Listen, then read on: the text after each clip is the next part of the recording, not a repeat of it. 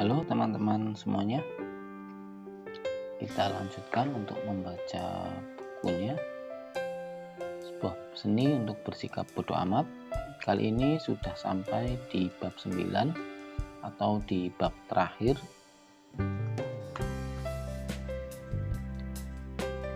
Saya akan melanjutkan membacakan bab 9. Dan kemudian Anda mati. Cari tahu sendiri kebenarannya, dan aku akan menemuimu di sana. Itulah hal terakhir yang dikatakan Josh kepada saya.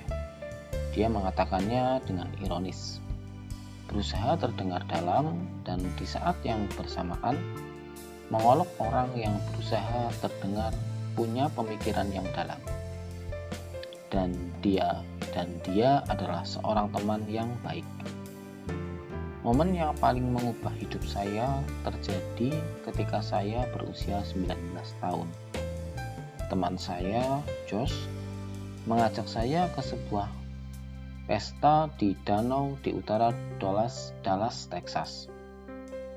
Di sana ada apartemen yang terletak di atas bukit, dan di bawahnya ada sebuah kolam. Dan di bawah kolam itu ada tebing yang mengarah ke danau. Tebing yang cukup kecil sebenarnya, tingginya hanya 9 meter. Tentu cukup tinggi untuk membuat Anda berpikir dua kali.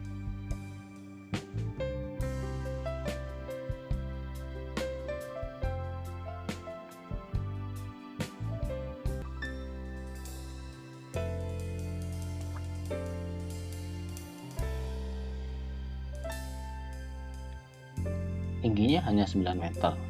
Tentu cukup tinggi untuk membuat Anda berpikir dua kali kalau mau melompat. Namun, cukup rendah jika dikombinasikan dengan kadar alkohol yang tepat dan dorongan dari teman-teman sehingga Anda akan melompat dengan segera, tanpa harus berpikir ulang. Singkat cerita, setelah ikut pesta, Josh dan saya duduk di kolam bersama, minum bir, dan berbincang seperti yang biasa dilakukan para pemuda tanggung. Kami berbicara tentang minum-minum dan band dan perempuan dan semua hal yang keren yang telah dilakukan Josh di musim panas itu semenjak berhenti dari sekolah musiknya. Kami mengobrol tentang bermain band bersama dan pindah ke New York, sebuah mimpi yang tidak masuk akal ketika itu. Kami masih bocah. Kayaknya asyik ya, terjun dari sana. Saya bertanya setelah beberapa saat, menengokkan kepala ke arah tebing di atas danau. Tentu, kata Josh, orang-orang sering melakukannya di sini. Kamu akan melakukannya? Dia mengangkat bahu. Mungkin, lihat saja nanti. Di malam harinya, Josh dan saya berpisah. Perhatian saya teralihkan pada gadis Asia kece yang menyukai video game. Yang bagi saya, remaja mania game seperti memenangkan lotre. Dia tidak tertarik kepada saya, namun dia ramah dan membiarkan saya berbicara. Jadi saya berbicara. Setelah beberapa botol bir, saya mengumpulkan keberanian untuk mengajak naik ke rumah untuk mengambil beberapa makanan. Dia tidak keberatan. Saat kami naik ke atas bukit, kami berpapasan dengan Josh yang turun. Saya bertanya kepadanya, apakah dia mau makan? Namun dia menolak. Saya bertanya kepadanya, di mana saya bisa menemuinya setelah ini? Dia tersenyum dan berkata, cari tahu sendiri kebenarannya. Aku akan menemuimu di sana. Saya mengangguk dan memasang wajah serius. Baiklah, aku akan menemuimu di sana, jawab saya. Seakan setiap orang tahu persis di mana kebenaran itu dan bagaimana cara mendapatkannya. Josh tertawa dan berjalan menuruni bukit menuju tebing. Saya tertawa dan berjalan menaiki bukit menuju rumah. Saya tidak ingat berapa lama berada di dalam rumah.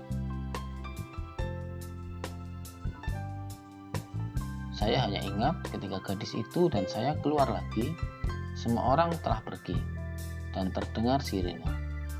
Kolam sudah kosong.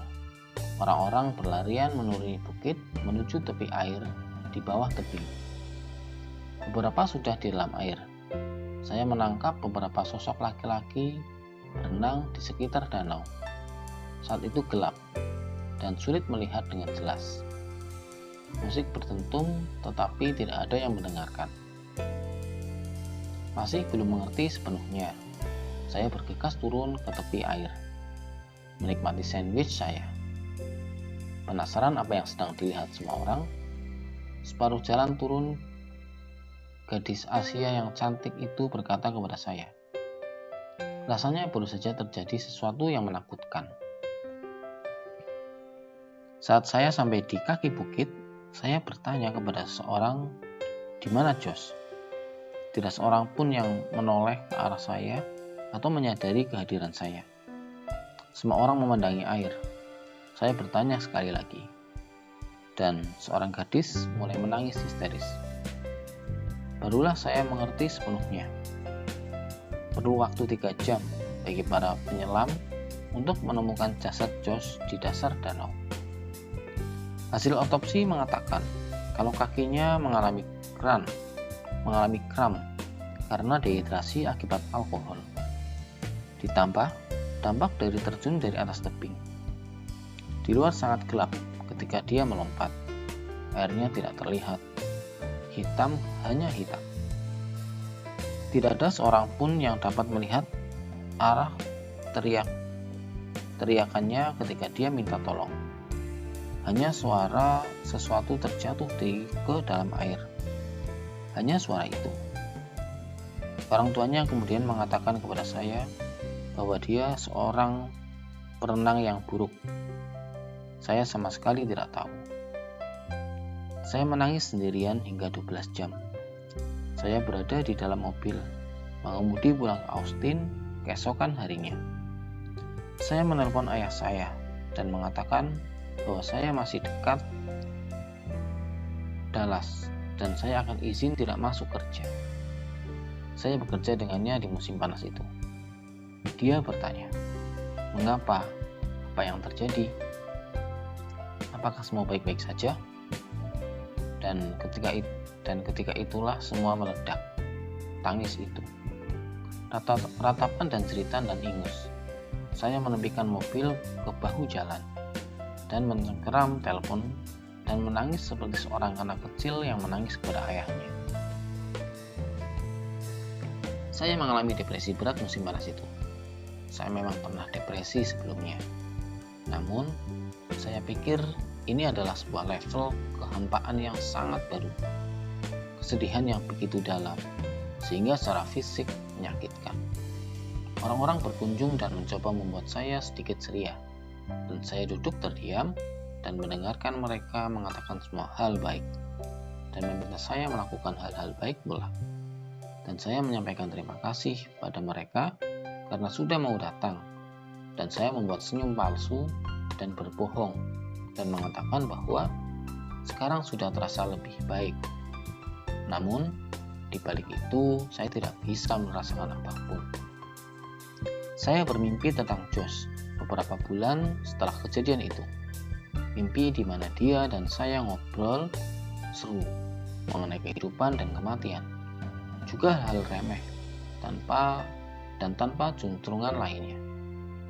Pada titik itu, dalam kehidupan saya hanya anak yang suka teler dari keluarga kelas menengah.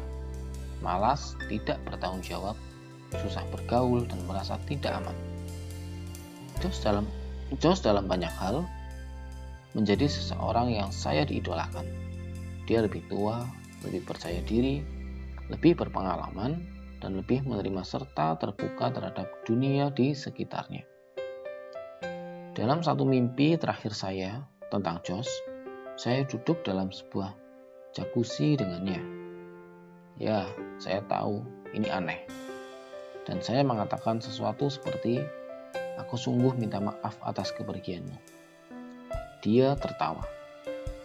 Saya tidak ingat persis apa kata-katanya. Tapi dia mengatakan sesuatu seperti, "Kenapa kamu meratapi kematian saya, sementara kamu begitu takut hidup?" Saya terbangun dan menangis. Saya sedang duduk di sofa ibu saya di musim panas itu, menatap suatu lorong gelap, memandangi kehampaan yang tak berujung dan tak terpahami di mana persahabatan saya dan Josh dulu ada di sana. Hingga saya sampai pada sebuah kesadaran yang mengejutkan, bahwa jika memang tidak ada alasan untuk melakukan sesuatu pun, tidak ada alasan juga untuk tidak melakukan apapun, bahwa di hadapan wajah kematian yang tidak terelakkan, tidak ada alasan untuk pernah menyerah pada ketakutan atau rasa malu. Karena itu pun tidak ada artinya. Dan jika saya sekarang menghabiskan sebagian besar hidup saya yang singkat di dunia dengan menghindari apapun yang menyakitkan dan tidak membuat nyaman, pada dasarnya saya sedang menghindari kehidupan. Musim panas itu, saya membuang semua ganja dan rokok dan permainan video. Saya membuang jauh fantasi bintang rock yang konyol dan berhenti dari sekolah musik dan mendaftar kuliah. Saya mulai rutin ke tempat kebugaran dan menurunkan berat badan. Saya berteman dengan orang-orang baru.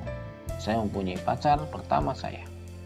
Untuk pertama kalinya dalam hidup saya benar-benar belajar di dalam kelas. Membuat saya sadar bahwa saya bisa mendapatkan nilai yang bagus kalau saya berusaha. Musim panas berikutnya, saya menantang diri saya untuk membaca 50 buku non-fiksi dalam waktu 50 hari, dan saya menuntaskannya. Tahun berikutnya, saya pindah ke universitas terkemuka di tempat lain, di mana saya tampil gemilang untuk pertama kalinya, baik secara akademikal maupun sosial. Kematian Josh menandai secara jelas tonggak perubahan identitas yang saya mulai. Pra-tragedi. Saya adalah orang yang terkukung, tidak punya ambisi, selalu terobsesi dan dibatasi oleh apa yang dalam imajinasi saya dipikirkan dunia tentang saya. Pasca tragedi, saya berubah menjadi pribadi yang baru, bertanggung jawab, ingin tahu, bekerja keras. Saya masih memiliki rasa tidak aman dan beban masa lalu saya, seperti kita semua. Namun sekarang saya hanya peduli sesuatu yang lebih penting ketimbang rasa tidak aman dan beban masa lalu saya tersebut. Dan itulah awal semua perubahan. Anehnya, kematian seseorang yang pada akhirnya memberi saya alasan untuk hidup. Dan mungkin momen terburuk dalam hidup saya adalah juga momen yang paling mengubah hidup saya.